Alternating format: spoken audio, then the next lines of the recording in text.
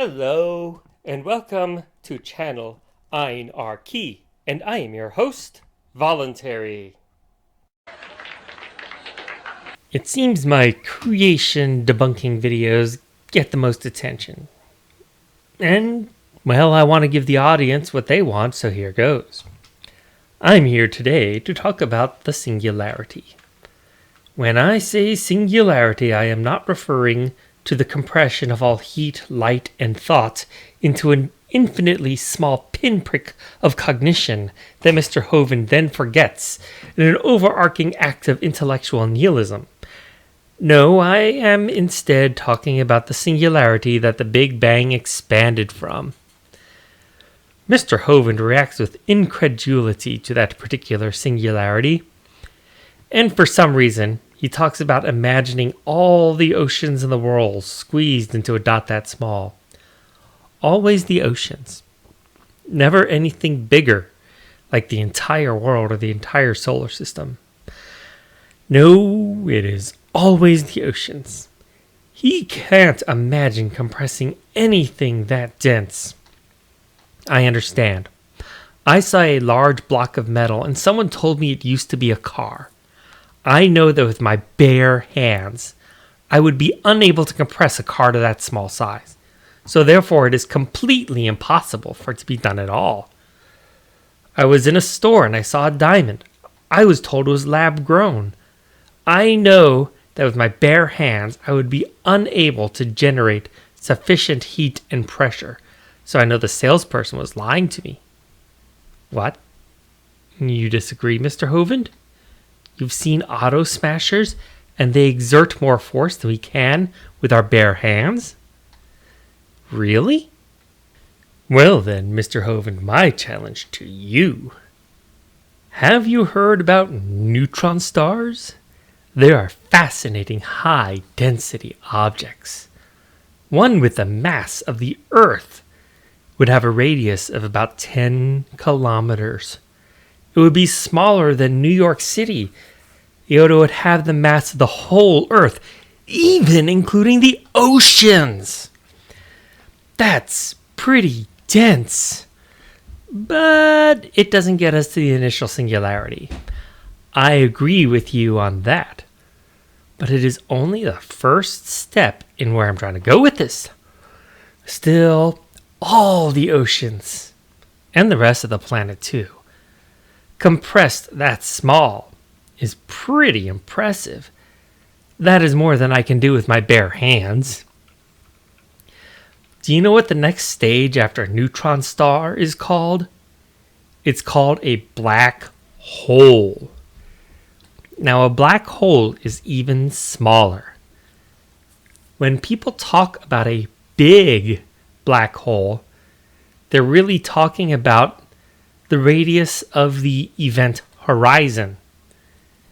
If we could see inside the event horizon, we'd see a black hole is actually pretty small.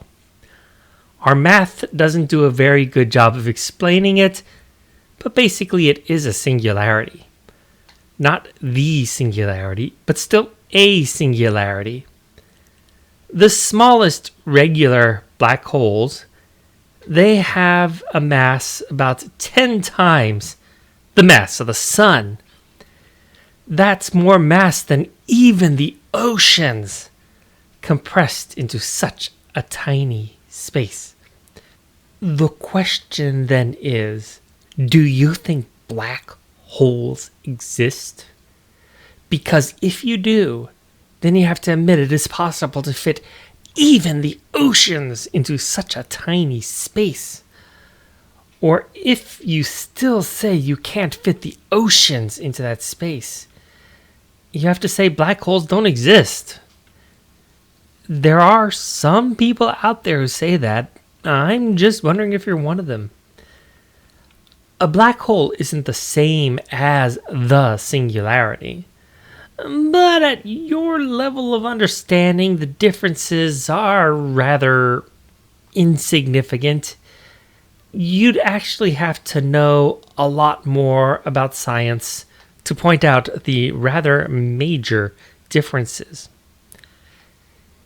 If you agree that black holes exist, then you should be aware that we have evidence of the collision of black holes. Two black holes merge to create one even more massive black hole with a larger event horizon radius. I think you know where I'm going with this, even though you don't want your viewers to know where I'm going with this. Yes, I'm going to talk about black hole mergers. Black holes suck up matter and energy and don't give it back, except for the potential phenomena of Hawking radiation. Black holes have been observed with masses thousands of times that of the sun, and even those could merge with each other. By the few laws of science that you claim to recognize, you have to admit everything I just said.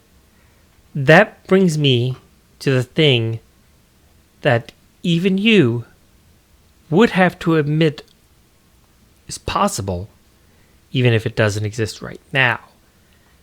Before you start saying imagination, let me point out that I could test gravity right now by dropping a brick and seeing if it falls. I don't have a brick in my hand with which to do so, but I could go get one. This isn't a matter of imagination. It is a matter of recognizing the conclusions of premises we already agree to. So black holes consume matter and energy. Black holes also merge. Therefore, it is possible for black holes to consume all the matter and energy, and for all the black holes to merge. Therefore, we can have a black hole with the same matter and energy as the initial singularity. Even all the oceans included. The very same one you say is nothing but imagination. The only way out of this is for you to say, you don't believe in black holes. Thank you for watching. We're now in the double digits for subscribers, and hopefully we will only keep growing. So please like, share, comment, and subscribe to help my channel grow.